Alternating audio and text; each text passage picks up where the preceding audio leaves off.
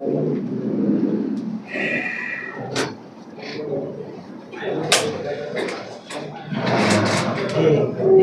करायचं. आजची पत्रकार परिषद घेण्यामागचा उद्देश असा आहे की तुळजाभवानी विकास आराखड्याच्या बाबतीत मागच्या काही दिवसात आपण बघतोय की महाविकास आघाडी कधी महायुतीमध्ये कधी महाविकास आघाडीमध्ये, म्हणजे तेच कन्फ्यूज आहेत नेमकं कोण हे करतंय. पण महाविकास आघाडी जाणीवपूर्वक महाविकास आघाडीतले काही विरोधक असं त्यांचं मत आलं. तर मला एवढंच सांगायचं की तुळजापूरच्या विकास आराखड्याच्या बाबतीत सर्वप्रथम आम्ही या राज्य सरकारचं या राज्यातल्या जनतेच्या एक पैसा टॅक्समधून जो जमा झाला आहे त्यातून जो विकास आराखड्याला निधी मंजूर केला आहे त्याबद्दल सरकारचं आम्ही अभिनंदनच करतो. तुळजापूर विकास आराखड्याच्या बाबतीत ह्याला विरोध आमचा कुणाचाही नाही. फक्त आमचं एवढंच म्हणणं आहे की हा विकास होताना तिथले स्थानिक पुजारी, स्थानिक नागरिक, स्थानिक व्यापारी आणि भक्ताच्या भावनेचा विचार करून हा विकास व्हावा. आणि त्या ठिकाणी जर त्यांचं कोणीच ऐकत नसेल तर ती काही लोक समजा लोकप्रतिनिधी म्हणून आमच्याकडे येत असतील तर मग त्यांची बाजू मांडणं हे चुकीचं आहे का? आणि आजपर्यंत तुळजापूरचा जो विकास झाला म्हणजे मागच्या काही वर्षात साहेबराव बाबा हंगरगेकर हे 10 वर्ष आमदार होते, ते स्वतः पुजारी होते. माणिकरावदादा खपले हे 15 वर्ष आमदार होते, स्वतः पुजारी होते. जो विकास झाला त्या बाबतीत तुळजाभवानी ट्रस्टचा म्हणजे एक पैसा गोळा करून जो भाविकांनी टाकलेला त्या दानपेटीतला पैसा असेल किंवा त्याचे उत्पन्न आहे त्यातून जो पैसा झाला होता म्हणजे जे पैसा गोळा झाला होता त्याला कुठंही आजपर्यंत हात लावला गेला नाही. तो पैसा तसाच तुळजापूरसाठी मंदिरासाठी ठेवला होता. आजपर्यंतचा विकास विलासराव देशमुख साहेबांनी प्राधिकरणाच्या माध्यमातून माननीय चव्हाण साहेबांनी प्राधिकरणाचे पैसे आणले, यात्रा अनुदान चालू केलं, पण मंदिराच्या पैशाला आजपर्यंत कुठेही हात लावला. पहिल्यांदाच कुठेतरी मंदिराच्या पैशाला त्या ठिकाणी मंदिराच्या पैशातून विकासाची कामं केली जात आहेत. आणि यात बदनामीचं महाविकास आघाडीने बदनामी काय केली? आता शिखराच्या बाबतीत किंवा शिखर उतरवायचं किंवा त्याचं कळसाच्या बाबतीत जे काय ते महाविकास आघाडीला कोणच कधी बोललं नव्हतं. आमच्यापैकी तर कुणी बोललेलं नव्हतं. तर मग ह्या बाबतीत कोण बोललं होतं हे खासदार साहेब आपल्याला सांगतीलच. संतोष कोण त्यांनी एक बैठक लावली आता उद्या आशिष शेलार साहेबाला एक पत्र देऊन, हीच पत्र आहे, त्यांनी तुम्हाला प्रेस नोट दिली होती की तुळजापूरच्या बदनामीचं षडयंत्र तातडीने बैठक घेण्याची संस्कृत मंत्री माननीय श्री आशिष शेलार यांच्याकडे मागणी. आणि त्याच्यात त्यांनी सगळं लिहिलंय की कशामुळं षडयंत्र होईल, काय बदनामी होईल. त्याने ते जितेंद्र आव्हाड तिथं आले, त्यांनी काय बोलले म्हणून बदनामी होईल, षडयंत्र होईल असं म्हणले. आता त्या षडयंत्राच्या बाबतीत स्वतः राणा पाटील विधानसभेचं अधिवेशन चालू असताना त्यांनी बोललेले एक हे आहे ते ऐका. मंदिराच्या जीर्णोद्धाराचं काम जे आहे ते आपण आता हाती घेतलेलं आहे. गेल्या 6 महिन्यापूर्वी त्याची निविदा प्रक्रिया होऊन काम सुरू झालेलं आहे. आणि मंदिराचं काम करत असताना पूर्ण मंदिर जे आहे ते आपल्याला उतरवावं लागणार आहे शिखरासकट. पूर्ण मंदिर जे आहे ते आपल्याला उतरवावं लागणार आहे शिखरासकट. पूर्ण मंदिर जे आहे ते आपल्याला उतरवावं लागणार आहे शिखरासकट. हे 3 दगा घेतलं कारण त्यांनीच येऊन विधान भवनाच्या समोरच्या मीडियामध्ये सांगितलं की जीर्णोद्धाराचं काम हाती घेतलं आणि हे संपूर्ण मंदिर जे आहे ते आपल्याला उतरावं लागणार आहे. कशासहित? शिखरासहित. ही कुणाच्या तोंडचे वाक्य आहेत? ही कोण बोललंय?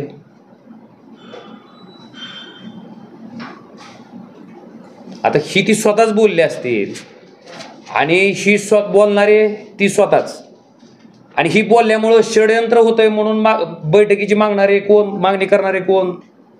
ती स्वतःच. नेमकं काय प्रकार आहे ही? कुठली पद्धत कुठली आहे सांगा तरी. पण ते मंदिर आर्किओलॉजी सर्व्हे ऑफ इंडियाच्या अंडर आहे आणि आर्किओलॉजिकल सर्व्हे ऑफ इंडियाचा रिपोर्ट आल्यानंतर त्याला राणा पाटील पण एक हात लावू शकत नाही, ते काय मानत नाही. आमचा विषय तो नाहीच आहे. आमचा विषय राणा पाटील जी म्हणले की ही षडयंत्र आहे, आणि षडयंत्र आहे म्हणल्याच्या नंतर पहिल्यांदा म्हणले की ही महायुतीचं षडयंत्र आहे, पुन्हा म्हणले महाविकास आघाडीचं षडयंत्र आहे. मला तुम्हाला फक्त एवढंच दाखवून द्यायचं आहे की ही ती स्वतःच बोललेले आहेत. मग ह्याच्यामुळं जर षडयंत्र असेल आणि ह्याच्यावर जर बैठक लावायची असेल, आणि ती बैठकीची गंमत सुद्धा बघा, ही 14 तारखेला पहिलं पत्र निघालं, त्याच्यात फक्त राणा पाटलाचं नाव आणि बाकीचे सचिव. पुन्हा लगेच दुसरं पत्र, त्याची बातमी झाली काय तुमच्यातल्या ह्याने वृत्तचालनाने बातमी केली. बातमी केल्याच्या नंतर पालकमंत्र्याचं आणि माझं नाव आलं त्याच्यात. आणि परत ती बातमी झाल्याच्या नंतर परत अजून लगेच संध्याकाळी परत आमची नावं गायब झाली. मी समजा खासदार असन किंवा प्रताप सरनाईक पालकमंत्री असतील, ही संविधानिक पदावर बसलेलो आहेत. आम्ही कुठल्या पार्टीच्या मेहरबानीवर झालो का इथं? आम्ही जे बसलोय खासदार म्हणून किंवा ते पालकमंत्री म्हणून जी आज ही पद भूषवत आहे, ती कुणाच्या मेहरबानीवर आहे का? ही संविधानिक पद आहे, लोकशाहीनं तयार केलेलं पद आहे. आणि त्याच्यात जर तुम्ही अशा पद्धतीनं तीनदा नावं एकदा टाकायचं नाही, परत टाकायचं, ही कुठली पद्धत आहे? आणि ठीक आहे, ही बैठकच कशासाठी आहे म्हणलं, तीही जाऊ दे म्हणलं. आता आमची सन्माननीय आशिष शेलारजींना विनंती आहे की तिथं मुंबईला बैठक घेण्यापेक्षा आणि त्यांच्याच मर्जीतली लोक तिथं बोलवून त्याच्यात चर्चा करण्यापेक्षा आमचा कुठल्याही विकास कामाला, कुठल्याही विकास आराखड्याला विरोध नाही, पण इथल्या लोकांचं ज्याचं जळतंय त्याच्यामुळं त्यांचं म्हणणं ऐकून घ्यावं, ही जी भावना आहे इथल्या लोकांची, इथल्या पुजाऱ्याची, तिथल्या लोकांची, व्यापाऱ्यांची, भक्तांची, ह्या सगळ्याचं म्हणणं तुम्ही इथं या, जनसुनावणी घ्या. त्या जनसुनावणीला आम्हाला बोलवायचं नसतं तर नका बोलू, पण इथं येऊन त्या सामान्य माणसाचं म्हणणं ऐका आणि मग तुम्हाला जो वाटतोय तो निर्णय घ्या. आमचं त्याच्याबद्दल कुठलंही दुमत नाही किंवा वेगळं मत नाही. नाही, ही टेक्निकल विषय. अहो टेक्निकल काय, मग षडयंत्र कसं काय झालं तिथं सांगा की मला. टेक्निकल षडयंत्र, हे षडयंत्र टेक्निकल आहे का?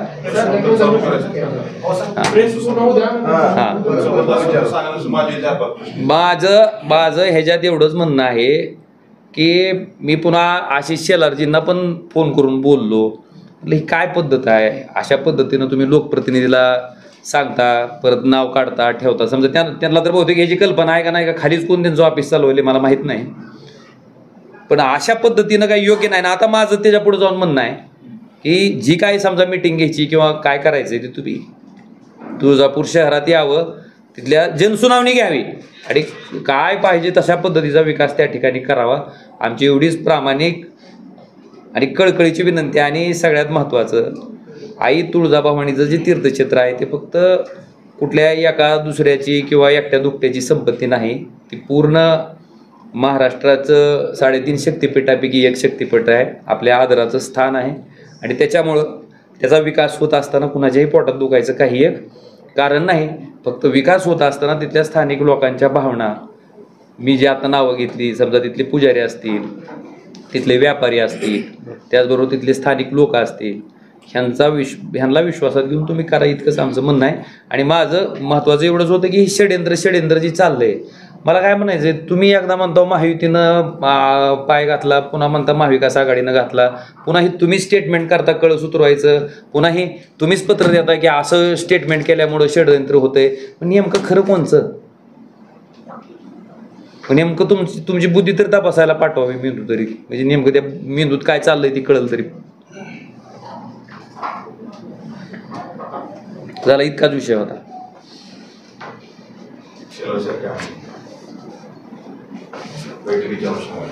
शेलार साहेब म्हणले की तुम्ही या बैठक असं करा, पण माझं काय म्हणणं आहे, त्यांनी या म्हणणं, मी कुणाच्या मेहरबानीनं झालेलो नाही.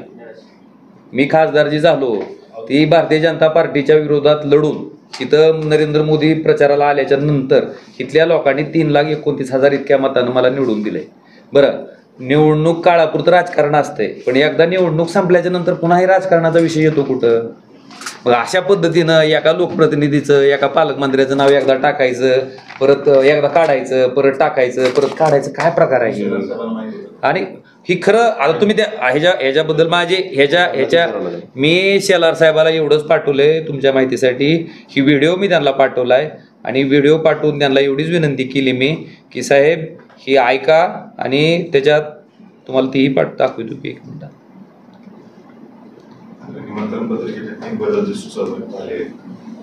ही त्यांना विचारा, आता ती त्यांच्या ऑफिसनं काढलेलं पत्र आहे. मी काय बाकीचं बोललेलो नाही. आता मी त्यांना एवढंच सांगितलं की बाबा हे संविधानिक पद आहे.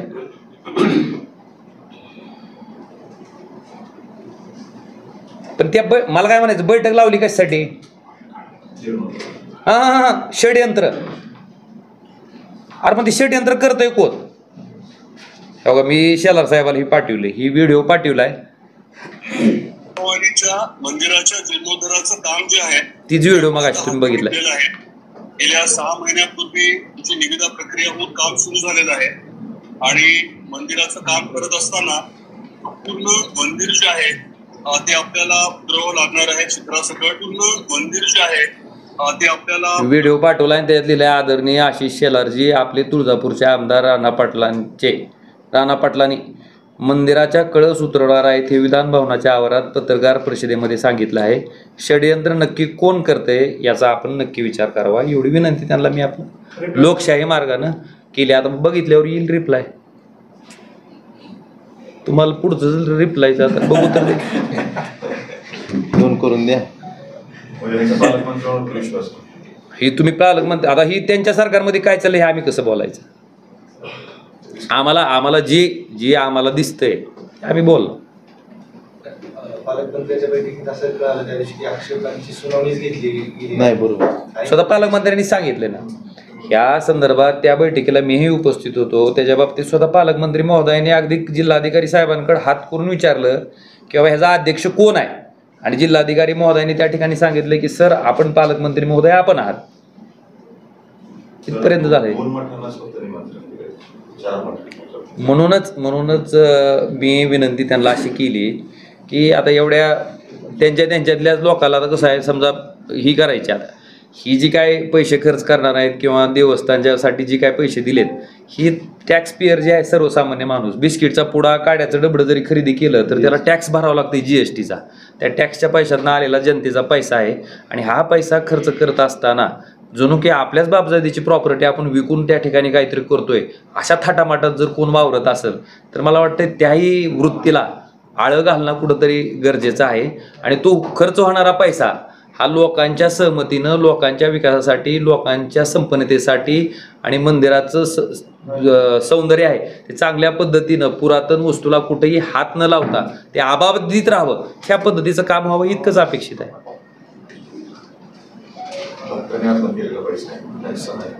नाही आता जी प्राधिकरणाचा द्यायला लागले ही तर आहे. माननीय आमदार साहेबांनी तुम्हाला आताच सांगितलं की तिथं जी पूर्वीचे आमदार राहिले ते स्वतः पुजारी होते आणि ती पुजारी असताना त्या काळात तर मंदिराची यात्रा एवढी मोठी नसायची पण त्या मंदिराच्या आलेल्या कुठल्याही एका नया पैशाला कुठल्याही आमदारांनी हात कधी लावला नाही. उलट यात्रा अनुदान असेल ह्या सगळ्या गोष्टी किंवा विलासरावजी देशमुख साहेब स्वर्गीय मुख्यमंत्री होते त्यावेळेस त्यांच्या काळात यात्रा अनुदान चालू केलं. प्राधिकरणाची स्थापना त्या ठिकाणी करण्यात आली. त्याच्या माध्यमातून काही विकास कामं तुळजापूरची हाती घेतली होती. पण तिथल्या जुन्या कुठल्याच आमदारांनी म्हणजे अगदी चव्हाण साहेब असतील ह्यांनी कधी म्हणजे त्यांच्यापासूनच्या आधी सुद्धा जे आमदार साहेबांनी नामोल्लेख केला खपले साहेब त्यांनी कधीच त्या ठिकाणी हात लावला नाही. आणि अशा पद्धतीनं भक्तांनी अर्पण केलेला पैसा खर्च करत असताना जुनं आता आपण काहीतरी आपली वडिलोपार्जित प्रॉपर्टी खर्च करूनच करायला लागलो अशा आयुर्भावात कुणी राहून इतकीच विनंती आहे. 21 वर्षापूर्वी नाही ती संकल्पाचं तर त्यांना विचारू नका. ती कसं आहे मी काल परवा म्हणलो बघा तिथं पत्रकार परिषदेत आपण लग्न ठरवायला जाताना नाही का ती ही जातो पुरीच्या वडिलाकडे जात ना भाकरी बांधून आपण भाकरी टेकलं म्हणतात बघा त्याला शिदोरी घेऊन सोयरी होऊन शिदोरी घेऊन लागलं. मग तिथून पुढे ती पुरीचा बाप विचार करणार बाबा ही स्थळ चांगलं आहे का पुरीसाठी लग्न जमवायचं का नाही. मग तिथून पुरगी विचार करणार. मग पुरीचं मन पटलं पोराला पुरगी पसंत पडली तर तिथून लग्न होणार. पुन्हा लग्न झाल्यावर पुन्हा मुलगा मुलगी काय व्हायचं ते होणार पुन्हा मग त्याचं बारसं म्हणजे अशी इतकी प्रोसेस असते त्याला. पण त्या पुरीच्या दारात त्या बापाच्या पुरीच्या दारात शिदोरी टिकूस तर म्हणायचं बारशाला ही नाव ठेवू आपण मग लगेच सत्कार. पोरग झालं म्हणून बारशाला नाव ठेवलं म्हणून सत्कार. ही पद्धत योग्य नाही. ही कुत्तरोड जी आहे ना ही कुत्तरोड फक्त करू नये. आता आम्ही सांगतो तुम्हाला आम्ही महाविकास आघाडीच्या काळात आपल्या जिल्ह्याचं शासकीय वैद्यकीय महाविद्यालय आणलं. चालू झाल्यावर दिसलंच की लोकांना का आम्ही पिपिट्या दाखवले तुम्हाला 21 वर्ष 22 वर्ष आधी. चल ह्या संदर्भात नवीन गाभारा शिखर याला बांधकामाला विरोध केलाय. आमदार राणा पाटील यांनी शिखर बांधकाम आणि गावाला व्हायला पाहिजे असं म्हणतात. आपण खासदारात आपल्याला काय वाटतं, बांधकाम व्हायला पाहिजे का तसं ठेवलं पाहिजे? माझी त्याच्यात प्रामाणिक आणि प्रांजळ भूमिका हीच आहे की त्या मंदिरानं अनेक दशकं अनेक ऐतिहासिक प्रसंग अनुभवलेले आहेत. त्या मंदिराच्या प्रत्येक वस्तूबद्दल, तिथल्या प्रत्येक दगडाबद्दल सर्वसामान्य माणसाची धार्मिक भावना त्या ठिकाणी जोडली गेलेली आहे. ती कुठलीही भावना त्या ठिकाणी बाधित न होता मला वाटते जे काय करायचंय ते काम आपण करणं अपेक्षित आहे. दादा, त्या शिळाला तडे गेलेले आहेत, भविष्यात एखादी दुर्घटना घडली तर त्याला जबाबदार कोण असेल? आता सन्माननीय पत्रकार महोदय, त्याच्या बाबतीत जे आपला पुरातन ज्याच्याकडे आपण आर्किओलॉजी डिपार्टमेंट म्हणतो ते डिपार्टमेंट त्याच्याबद्दल अभ्यास करायला लागले आणि तो अभ्यास त्यांचा झाल्याच्या नंतर जर खरंच काही धोकादायक असेल, कुणाच्या जीवावर येण्यासारखा असेल तर निश्चितपणे त्या बाबतीत तो रिपोर्ट आर्किओलॉजी डिपार्टमेंट दिला आणि त्याच्या अनुषंगानं जी काय पुढची पावलं उचलावी लागतील ती उचलत असताना सुद्धा लोकांच्या धार्मिक भावनेला कुठं धक्का लागणार नाही ह्याचा विचार करून सरकार निर्णय घेईल.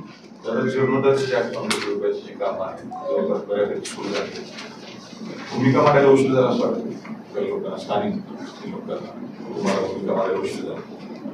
जवळपास बऱ्यापैकी कामं सुरू झाली, टेंडर अलॉट झाले, प्रक्रिया सुरू झाली. आता सगळ्यात महत्त्वाचं, मी एका उदाहरणावरूनच तुम्हाला सांगितलं की एक साधी बैठक आहे, त्या बैठकीच्या बाबतीत जर दिवसातून नावं दोनदा येत असतील, दोनदा येत नसतील आणि एकदा येत असतील, नेमकं चाललंय काय? जर सरकार नावाची यंत्रणा जर कुणाला असं वाटत असेल की आपल्या घरची वडिलोपार्जित प्रॉपर्टी आहे, आपल्याला वाटेल ते आपण करणार, आपल्याला वाटेल तसं आपण वागणार, तर ती दुर्दैव आहे. त्याच्यामुळं मी एवढंच तुम्हाला सांगतो की अशा पद्धतीनं खाजगी मालमत्ता असल्यासारखं त्या मंदिराच्या बाबतीत कुणी वागू नये. पूर्ण महाराष्ट्राचं, पूर्ण देशाचं ते त्या ठिकाणी प्रत्येकाची आस्था असणारं ती वास्तू आहे आणि त्याच्याबद्दल आपण सुद्धा ती भावना लक्षात घेऊन त्या ठिकाणी व्यक्त होणं, कार्य करणं अपेक्षित आहे. आणि त्यांनी फक्त लिखी द्या म्हणते, लेखी घेतात, कुणाचं काय ऐकत नाही. स्थानिक लोकांत सुद्धा त्यांना मनानं जे करायचं तेच काम तिथं करतात. त्यामुळे तुम्ही जे म्हणता की आता एवढा उशीर झाला, अहो गेले पहिले 325 कोटीचा हिशोब दिला नाही. हा पैसा त्यांच्या खिशातला आहे का? आज त्या 325 कोटीतले भरपूर रक्कम राहिली. आमचा पावणारा गणपती ते आपला हा रोड यांना 15 वर्षात करणं झाला नाही. विशेष म्हणजे 6 वर्षे आमदार आहे तिथं. आणि दादा तो एवढा महत्वाचा रस्ता आहे, समांतर रस्ता आहे आमचं, म्हणजे पूर्ण ट्रॅफिक कमी होणार आहे. त्यामुळं काल तर एवढी गावात गर्दी झाली होती, त्या रस्त्याचा एवढा उपयोग आहे, त्याचे पैसे शिल्लक आहेत प्राधिकरणात, पण त्या रस्त्याला आज 6 वर्ष झाले त्यांनी विचारलं सुद्धा नाही आणि ज्याचा 1 रुपया अजून आलेला नाही, त्याच्यावरच त्यांचं सत्कार समारंभ चालला. अहो 1990ला हे महाद्वार बांधले दोन्ही व्यवस्थित, अर्ध्याच्या वरची जे आहे. 35 वर्ष झाले. हा का खाजगी पैसा आहे का? तुम्ही उठले की लगेच हे महाद्वार पाडायचे, नवीन 3 महाद्वार बांधायचे, म्हणजे ह्याला कोण विचारणार आहे का नाही? काय गरज नाही महाद्वार पाडायची. तुम्ही आज बालाजीला आम्ही गेलो होतो त्यांच्यासोबत. मी एक म्हणजे जसं लोकशाहीचे 4 स्तंभ आहेत, समजा आम्ही लोकप्रतिनिधी असतील, इम्प्लिमेंट करणारे तुमचे अधिकारी, तुमचा पत्रकार आहेत, आपलं न्यायपालिका असेल, असे आपण प्रत्येकाला स्तंभ म्हणतो. मी तुमचा एक व्हिडिओ बघितला, त्याच्यात त्यांनी म्हणलं की कार्यक्रम कसा झाला, छान झाला का? आता एक ड्रग्ज माफिया येऊन तिथून त्याच्या हस्ते त्याचा सत्कार होत असेल आणि तिथले स्थानिक प्रतिनिधी कुठलेही लाजलज्जा न बाळगता जर तुम्हाला प्रश्न विचारत असतील की कार्यक्रम कसा झाला, तर मला अपेक्षित एवढंच आहे की आम्ही कुणी जरी असू तर तुम्ही त्यांना एवढं तरी विचारणं अपेक्षित होतं की ड्रग्ज माफियाच्या हस्ते जर तुम्ही सत्कार करत असाल आणि ड्रग्ज माफियाच्या आरोपात असणाऱ्या माणसाकडनं जर सन्मान करून घेत असताल आणि आम्हालाच विचारत असताल की कार्यक्रम कसा झाला, एवढं तरी प्रश्न मला वाटतं एक पत्रकार म्हणून तुम्ही विचारणं अपेक्षित आहे. तुळजाभवानीचा जो प्रसाद आहे, लाडूचा प्रसाद, आता वाटप सुरू ठेवलाय. चितळ्यांना टेंडर मिळाले. धाराशिव जिल्ह्यात खवा क्लस्टर आहे, पेढा चांगला असताना लाडूचा प्रसाद देण्याचं अट्टहास केला गेला आणि लोकप्रतिनिधी त्याला साधं विचारलं. एक काय आहे, मगाशी सांगितलं दादांनी की ही ट्रस्ट आहे, ते विश्वस्त मंडळ आहे, त्या विश्वस्त मंडळावर आमच्यापैकी कुणीच नाही. ते विश्वस्त मंडळात निर्णय आहे. कमीत कमी हा प्रश्न तुम्ही विश्वस्त मंडळातल्या सदस्यांना कधी विचारला आहे का? त्यांना विचारणं गरजेचं आहे ना. म्हणजे हा निर्णय काय, धाराशिव जिल्ह्यात एवढं खव्याचं क्लस्टर आहे, पूर्ण देशात आपल्या कुठल्याही भारतातल्या किंवा महाराष्ट्रातल्या मंदिरासमोर आपल्या धाराशिवचा पेढा असतो. अहो साहेब, ठीक आहे तुम्ही कुठल्याही तीर्थस्थळावर जावा, कुठल्याही पेढा असतो. महाराष्ट्रातल्या कुठल्याही तीर्थक्षेत्रावर गेलं, होय हो, टेंडरच असतं सगळं. तसं नाही, त्यांचा प्रश्नच नाही हो. पाठक साहेब त्यांचा प्रश्न तुम्ही तुम्हाला कळाला नाही. त्यांचा प्रश्न काय आहे, पेढ्याच्या ऐवजी लाडू का मागवले? टेंडर पेढ्याच मागवायचं, पेढ्या सांगायचं ना मग टेंडर. नाही, आम्ही टेंडर न मागवता दिलं नाही असं म्हणणं नाही त्यांचं. तुम्हाला मूळ प्रश्न कळाला नाही. तुम्ही पत्रकार जरी असले तरी त्यांचं म्हणणं आहे की आपल्या जिल्ह्यात एवढं मोठा खव्याचं उत्पादन होत असताना इथं पेढा आपल्याकडला प्रसिद्ध असताना पेढ्याच्या ऐवजी लाडू का देत आहेत? त्यांनी निर्णय घेतलाय का? त्यांनी निर्णय घेतलाय का? त्यांचा प्रश्न तुम्हाला कळाला का तरी? लाडूच्या ऐवजी पेढ्याचा निर्णय का घेतला नाही हा निर्णय प्रश्न आहे. तुम्ही चतुर्शंगी मंदिरात जावा, कुठेही जावा, महाराष्ट्रात जावा, तुम्ही कोल्हापूरला जावा, आपल्या भूमचे, आपल्या कुंतलगिरीचे, म्हणजे आपल्या भूमपरांडा वाशी परिसरातली जी खावा उत्पादक लोक आहेत तीच पेढ्यात वणीला जावा. आता तुमचं ती गुवाहाटीला सुद्धा मी महाराष्ट्र म्हणलं, गुवाहाटी ऐतिहासिक आहे खरं. मंदिराबाबतचा आता उल्लेख झाला की लेखी तक्रारी देऊनही फक्त लेखी तक्रारी मागितल्या जातात, त्याबद्दल काहीच होत नाही. तर कुठल्या अशा तक्रारी की ते लेखी स्वरूपात दिलेले आहेत पण त्याची कुठली विचार केलेला नाही? मला सगळ्या प्रती दिल्या जातील आप्पासाहेब. नाही त्याच्यामध्ये सांगून दादा, कारण ते काय अहो, माननीय छत्रपती संभाजीराजे यांनी आपले जे दिल्लीचे माजी हे आहेत, नाव सिन्हा, काय नाव आर्कोलॉजिकल AK सिन्हा, आणि ते सध्या रायगड प्राधिकरणावर आहेत. त्यांनी रिपोर्ट दिलाय की हे जे हे 4.5 फुटाच्या भिंती आहेत ते काय 9 इंचाचं नाही, किंवा ती बिहारमध्ये पुलं वाहून गेले त्याची वाहून जाणार नाहीत. 4.5 फुटाच्या भिंती आहेत आणि एक तडा गेला इकडे, एक तडा गेला, आणि त्यांनी सांगितलं एक साधं एक दगडी खांब त्याला लावायचे छोटे, तिथं जागा पण आहे तेवढी उभा करायला दगडी खांब. परंतु इथे अधिकारी लोकप्रतिनिधी यांना अट्टासच आहे की हे शिखर उतरवायचं, हे काढायचं, पुन्हा प्रशस्त करायचं. पण तुम्ही तिथं हेरिटेज, तिथलं जे हे आहे जुनं ऐतिहासिक ठेवणार का नाही? आज साधा तो पार काढलाय त्यांनी, त्याला 4 महिने लावले, आणि हे जर यांनी शिखर काढलं 3 वर्षे मंदिर बंद राहणार आहे हे लक्षात घ्यावं. कारण ह्याला टाइम पिरियडच नाही. हे जे आता डिपार्टमेंटचे हे लोक काम करतात पुरातन खात्याचे, त्यांचा प्रश्न काय आहे, तक्रार कुठल्या आहेत दिलेतच ना, काय दिलंय रिपोर्ट संभाजीराजे पुजारी मंडळाने जी लिखित तक्रारी केल्यात ना, त्याचा सगळा बंच मागच्या 6 महिन्यात वर्षामध्ये ज्या काही लिखीमध्ये दिलेल्या आहेत पुजारी मंडळाने, त्या लिखीमध्ये तुम्हाला सगळ्याला दिल्या जाते. त्याचे उत्तरही त्यांनी लिखीमध्ये दिलेले आहेत. विशेष म्हणजे ते उत्तरही तुम्हाला द्यायला इलेक्शनच्या अगोदर लिखीमध्ये काय उत्तर आहे. आणि सुनावणी जी घ्यायला पाहिजे होती आक्षेपावर, त्या सुनावणी झाल्या नाहीत, हा मूळ आक्षेप. म्हणजे जे समजा कुणा माझी तक्रार आहे किंवा माझं काय आक्षेप आहे त्यावर कलेक्टरने किंवा त्या मंडळानं, विश्वस्त मंडळानं सुनावणी घ्यायला पाहिजे होती. सुनावणी झालेली नाही. झाली सुनावणी तशी 108 फुटाच्या मूर्तीचा विषय आहे. द्विभुजा असावी, राष्ट्रपूजा असावी, आणि अष्टभुजा मूर्तीचा आता सध्या सगळं उल्लेख केला जातो. त्या कार्यक्रमात नागरिक सत्काराची तीच मूर्ती देण्यात आली. कसं आहे, आपला स्वतःचा अजेंडा चालवण्यासाठी कुणी ह्या धर्मस्थळाचा वापर करू नये. आई तुळजाभवानीचं तीर्थक्षेत्र हे अतिशय कडक स्वरूपाचं आहे, आणि त्याच्यात जर कुठला अजेंडा, कुठल्या गोष्टी किंवा आपला स्वतःचा स्वार्थ आपण जर करायचा प्रयत्न केला तर त्याची फळं आई त्या ठिकाणी भोगायला लावती. ही थोडं डोक्यात ठेवून करावं. फायबर मॉडेलला बक्षीस ठेवलं जातं 5 लाखाचं, त्याला संचालनालय घेते. पैशाला तर काही लिमिटच नाही. बक्षीस ह्याला पण होतं तुळजा बसस्थानकाच्या बक्षीस सरकारी संस्थांच्या दैर्यात विचार आहे. द्विभुजा असावी, राष्ट्रपूजा, तुमचं वैयक्तिक काय खासदार म्हणून किंवा एक लोक? मला असं वाटतंय की त्या ठिकाणी आई तुळजाभवानीच्या मूर्तीशी साधर्म्य असणारीच मूर्ती तिथं असणं आवश्यक आहे, एवढंच आमचं मत आहे. जे मूळ रूप आहे आई तुळजाभवानीचं जे मूळ रूप आहे ती मूर्ती आपण रोज बघतो, तशीच मूर्ती करा. तुमचा अजेंडा राबू नका कुठलाच. मंदिर शिखर पाडण्याचा अंतिम अहवाल आलाय. ती त्यांना विचारा की ती षडयंत्र आहे म्हणणार याला. तेच बोलतेत पाडायचं. आम्ही कुठं म्हणलं कधी पाडायचं? आम्ही जर समजा मी जर एखादी गोष्ट केली ती तुम्हाला दिसते की ही येड्यासारखं बोलायला तुमचं काम नाही का, तू भांजाळलास का बाबा, तू नीट आहेस का विचारायचं. हे म्हणजे का मंदिर पाडायचं आव्हान तुमची जबाबदारी आहे का नाही विचारायची, किंवा ही तूच बोलतो आणि तूच म्हणतो ही षडयंत्र आहे, नेमकं तुझ्या डोक्यावर काय परिणाम झालाय का तू नीट आहेस, एवढं तर विचारायचं काम आहे का नाही आपलं.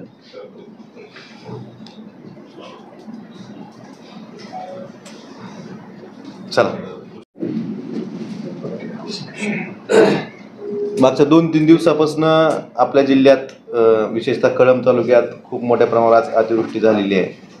काही महसुली मंडळात 165-168 मिलीमीटर पाऊस काही तासात पडलेला आहे. एक शेतकरी सुद्धा वाहून गेलेले आहेत खोनल्याचे. त्यांचा अद्यापर्यंत म्हणजे मागापर्यंत तरी त्यांचा अजून शोध लागला नव्हता. आणि नुकसान एवढं शेतीचं खूप मोठ्या प्रमाणावर झालं आहे. आणि एका बाजूला नुकसान झालं असलं तरी सरकारच्या काही धोरणामुळं ह्या वर्षी नुकसान भरपाई मिळायला खूप मोठी अडचण शेतकऱ्याला येणार आहे. याआधी आपण बघतोय की पीक विमा योजनेत जे 4 ट्रिगर होते त्यातला एक ट्रिगर होता की जर अतिवृष्टी झाली तर आपण 72,000 शेतकरी त्यांना पुनर्सूचना कंपनीला देत होते.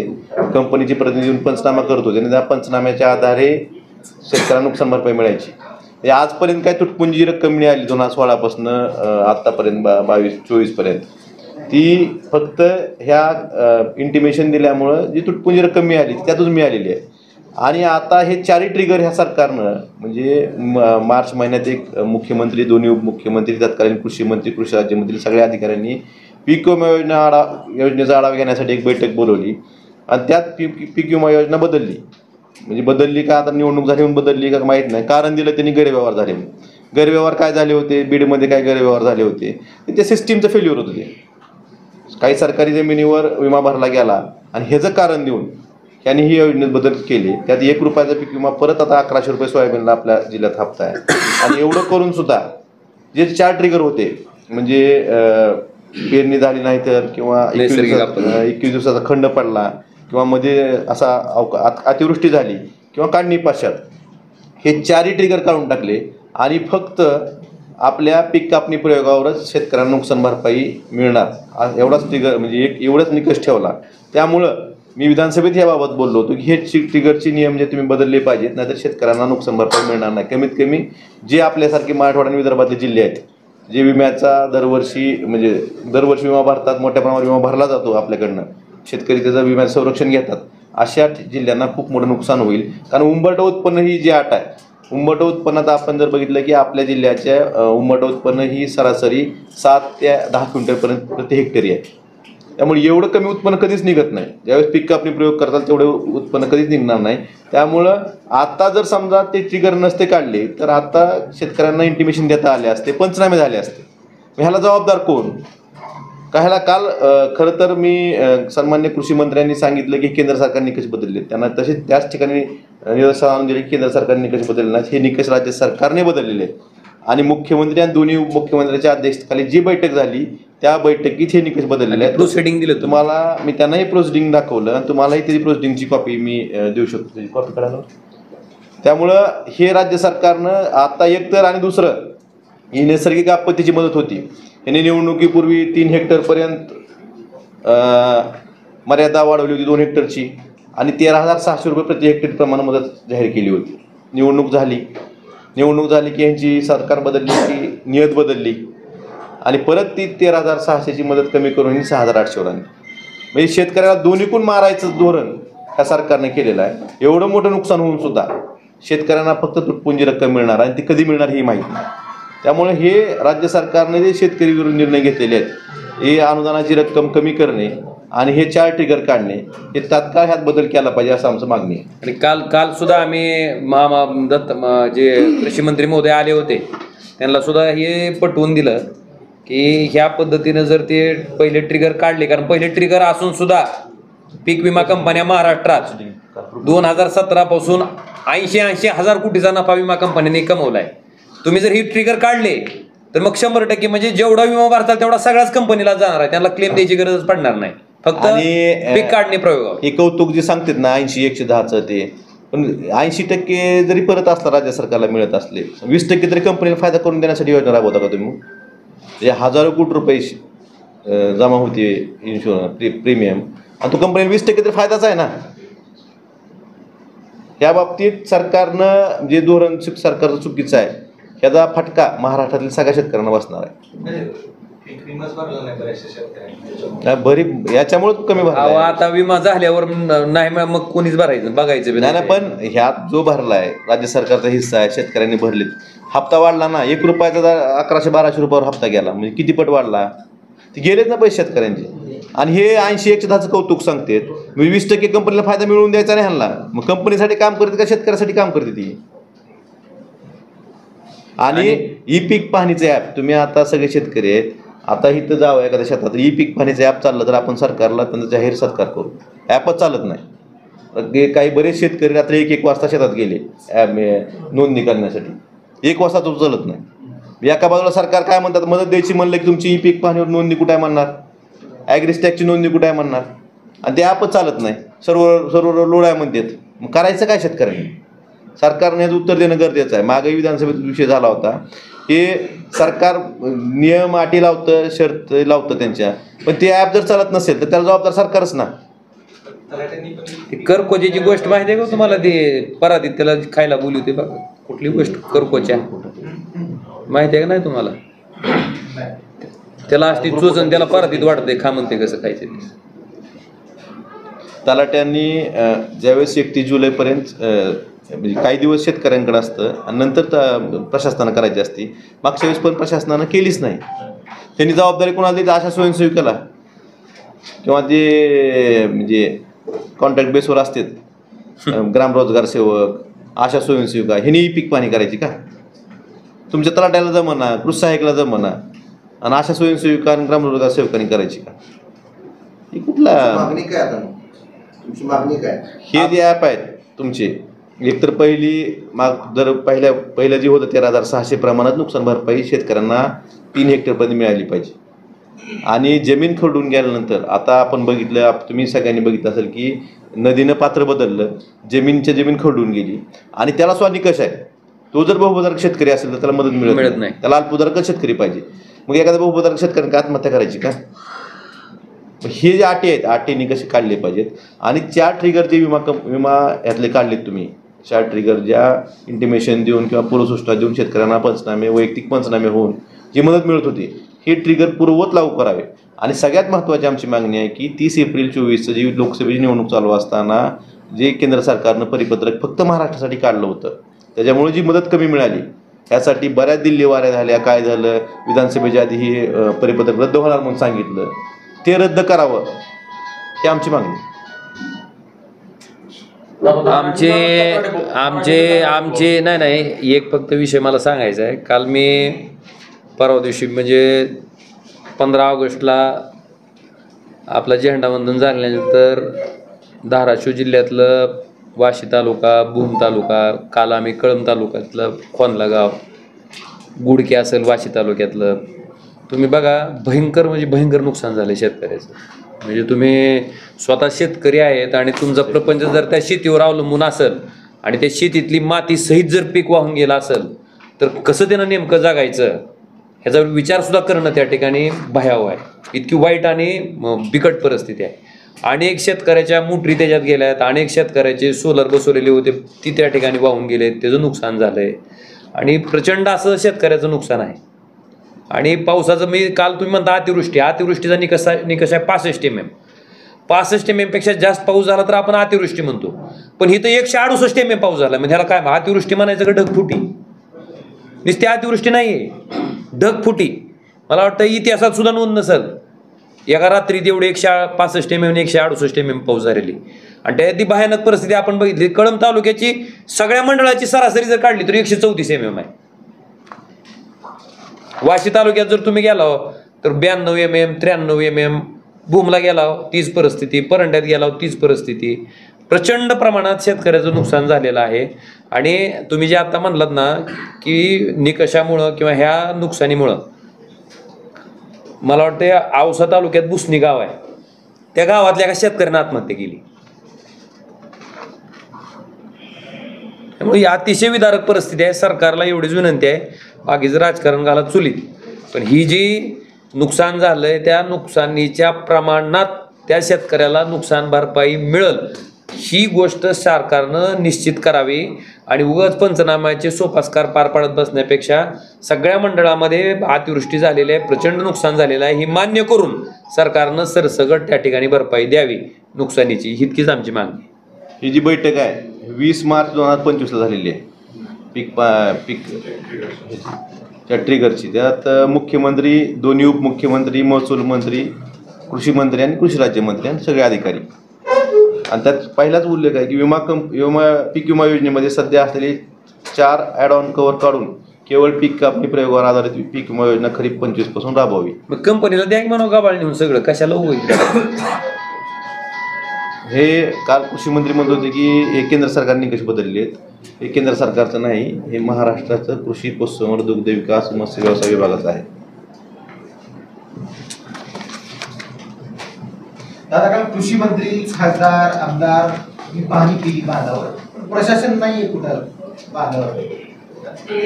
आता मी जिथं काल आम्ही बघितलं, म्हणजे मी जिथं होतो, मी वाशी तालुक्यात गेलो तर तिथं त्या दिवशी तालुका कृषी अधिकारी, आपलं हे तहसीलदार, तुमची BDO, जे प्रशासन होतं ती पूर्ण त्या ठिकाणी उपस्थित होते.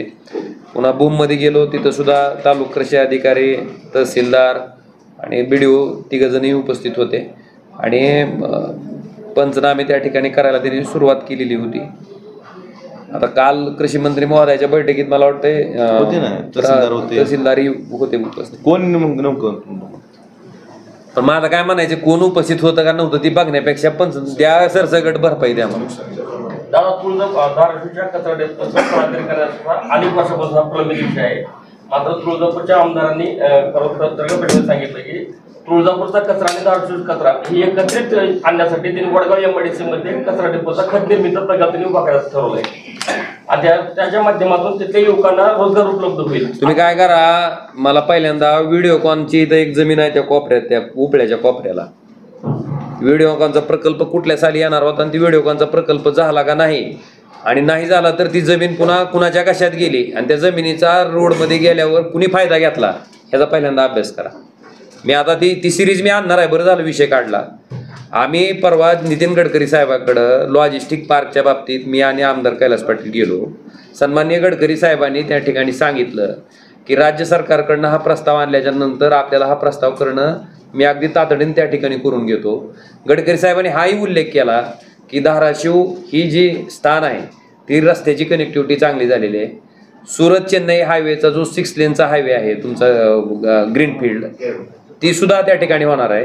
त्यामुळे ह्या रस्त्याची कनेक्टिव्हिटी चांगली होणार आहे. तर तुम्ही लॉजिस्टिक पार्क 100% राज्य सरकारकडनं प्रस्ताव आणा, आपण तो मंजूर करून घेऊ. आता भारतीय जनता पार्टीचेच गडकरी साहेब त्या ठिकाणी मंत्री आहेत.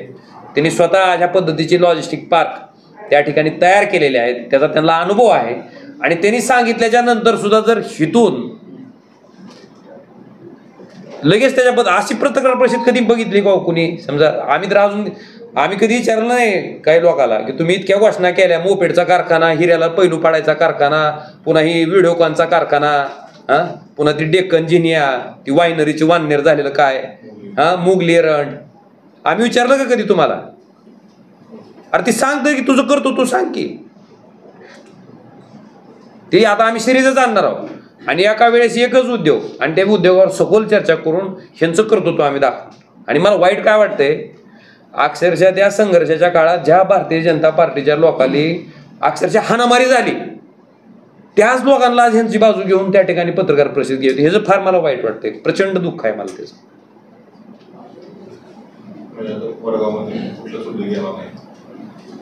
शिवाय तुम्हाला ऐकलं नाही का आता जो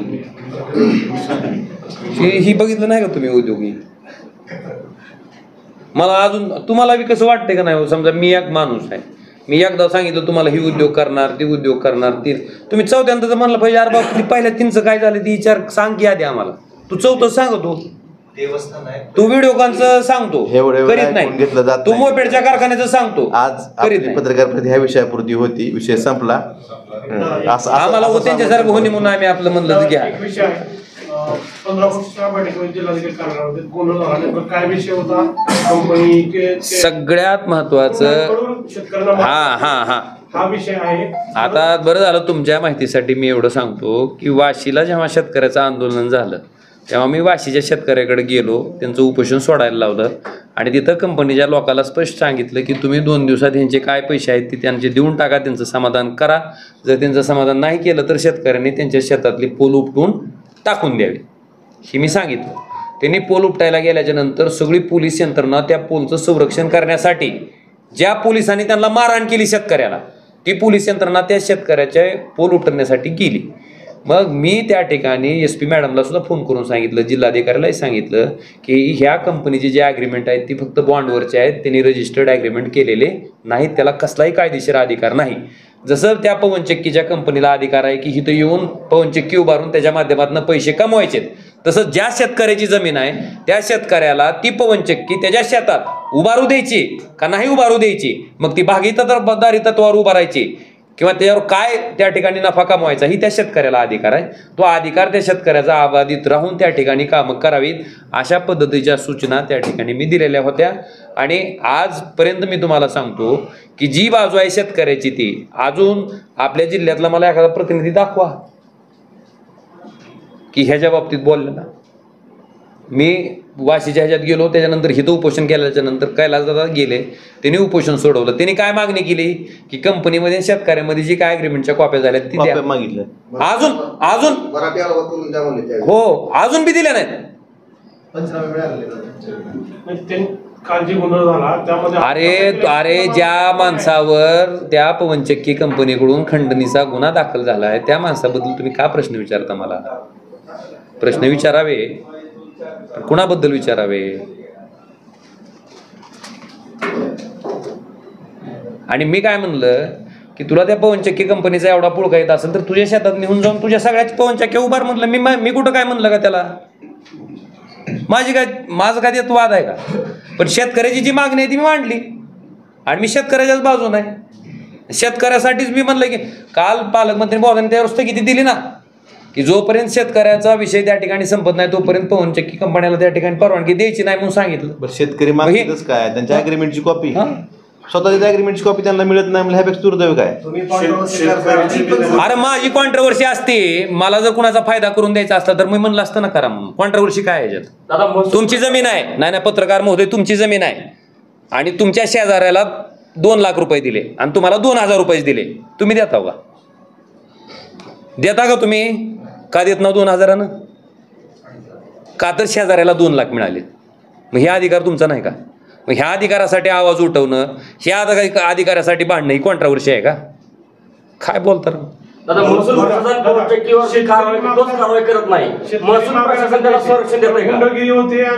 गुंडगिरी होते तर मी सांगितलं ना, इथं पुण्याचे गुंड येऊन काय करायला लागलेत ही सांगितलंय ना. आणि तिथं उदाहरण सांगितलं ना, ज्या गुंडांनी त्या गाड्या फोडल्या त्याच्यावर सुद्धा गुन्हा सुद्धा प्रशासन पोलिसांनी दाखल केला नाही. महसूल प्रशासन एनसी होती का दाखल तुमची गाडी फोडल्यावर? महसूल प्रशासन पवनचक्कीला संरक्षण देत आहे का? ही स्वतः पालकमंत्री महोदयांनी सांगितलंय, मी नाही सांगितलं. त्या दिवशीची बैठक झाल्याच्या नंतर जी काही वस्तुस्थिती समोर आली त्या बैठकीत स्वतः पालकमंत्री महोदयांनी सांगितलंय की पोलीस प्रशासन, आपलं प्रशासन ही कुणाला पाठिंबा देत आहे? त्या कंपनीवाल्यांना. काही 2 ठिकाणी शेतकऱ्यांनी आंदोलनं केली. एका ठिकाणी आपण खासदार साहेब आपण गेलात आंदोलन सोडवलं, दुसऱ्या ठिकाणी आपण गेलात आंदोलन सोडवलं. मात्र शेतकऱ्यांना जी आश्वासनं दिली होती त्यावेळेस त्याचं पालन झालं नाही. तर आता पुढचा काय टप्पा असणार आहे किंवा शेतकऱ्यांनी कुणाकडे जावं? नाही, शेतकऱ्याच्या बाजूनं आम्ही पहिल्यापासून ठाम आहोत. विधानसभेत ह्या बाबतीत मी लक्षवेधी केली होती, त्याची चौकशी सुद्धा म्हणजे वरिष्ठ पातळीवर पोलीस अधिकारी करतायत. पण मी विधानसभेतही बोललो होतो, आजही बोलतोय. तुम्ही जो प्रश्न विचारला प्रशासन, पालकमंत्री महोदय सुद्धा म्हणले की प्रशासन हे पगार शासनाची घेते. म्हणजे काही अधिकारी, बरं का, मी सगळेच म्हणत नाही, त्यातले काही अधिकारी पगार शासनाची आणि त्यातले काम विमा कंपनीचं पवनचक्की कंपनीचं करतात. काही अधिकारी म्हणतोय, सगळेच नाहीत तसे. त्यामुळे शेतकऱ्यावर खरी जी अडचण यायला लागली. आता प्रशासनाला लिहून दिलं, जिल्हाधिकाऱ्यांनी बोलवलेल्या मिटिंगला जर कंपनीचा अधिकारी येत नसेल तर जिल्हाधिकाऱ्यांचं कंट्रोल किती आहे प्रशासनावर? आणि जिल्हाधिकाऱ्यांनी शब्द लेखी दिलंय किंवा त्यांच्याकडनं लेखी घेतलं आणि ॲडिशनल कलेक्टरने लेखी दिलं की आम्ही तुम्हाला 14 तारखेपर्यंत त्यांच्याच ॲग्रीमेंटच्या कॉप्या त्यांना मिळत नाहीत. मग प्रशासनाचा वचक आहे का नाही हे जर कळून येतं ना, का वचक नाही याचा प्रश्न प्रशासनाने दिला. आणि आप्पासाहेब, मी शेतकऱ्याला स्पष्ट सांगितलं की ती पवनचक्की जशी एका मालकाची आहे तशी खालची जमीन कुणाची आहे? तुमच्या मालकीची आहे. तुमच्या मालकीच्या जमिनीत त्याचा खांब ठेवायचा का नाही तुमचा अधिकार आहे. त्यानं जर तुमचं समाधान करीत नसेल तर ती खांब उचलायचा आणि फेकून द्यायचा. आणि पवनचक्की कंपन्या काही समाजसेवा करायला आल्यात का? फायदा कमवालेत ना त्या. त्यांनी अग्रीमेंट जी आश्वासनं दिली अग्रीमेंट ते जर आश्वासन नाही तीच सांगितलं ना तुम्हाला, त्याचा खांब उपसून फेकून द्यायचा. चलू दे तुझं. अग्रीमेंटची कॉपी जर देत नाहीत त्याला चल ती काय करते? नाही तुम्ही म्हणता खांब उचलून फेकून द्या, तर ते शेतकऱ्यांवर जे गुन्हे दाखल होणार त्याला जबाबदार कोण राहणार आहे? पण काय संबंध आहे शेतकऱ्यावर गुन्हे कसे दाखल होते? बघू बरं, कर म्हणावं बरं गुन्हा दाखल. अरे जमीन माझी, माझ्या जमिनीतून तुमचा खांब तुम्ही रावलाय आणि माझ्या जमिनीवर अतिक्रमण केलं म्हणून तुमचा खांब जर मी काढून टाकला तर माझ्यावर कसा गुन्हा दाखल होतो? प्रोटेक्शन जिल्ह्यात घेऊन कुठं मला कंपन्या काम करतात. त्यांनी करून दाखवा. बोलतात दुसरं प्रकरण होतं, शेतकऱ्यांनी तेच केलं, काम करू दिलं नाही तर शेतकऱ्यांना शेतामध्ये मारहाण झाली. ती मारहाण जबाबदार कोण आहे?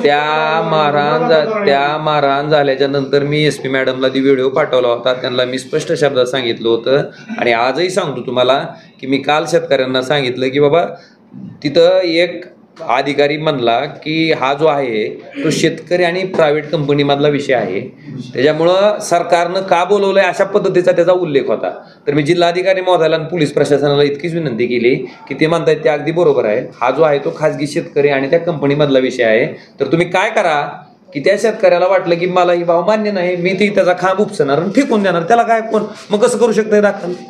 सांगितलं मी शेतकऱ्याला, सांगितलं करा मग. कंपन्यांनी पंचनामे केले पण पंचनामे प्रती दिल्या नाहीत. अजून बी नाही दिल्या. अजून बी दिलं नाही. तुमच्या बरं झालं साहेब, आठवण ठेवलं तुम्ही.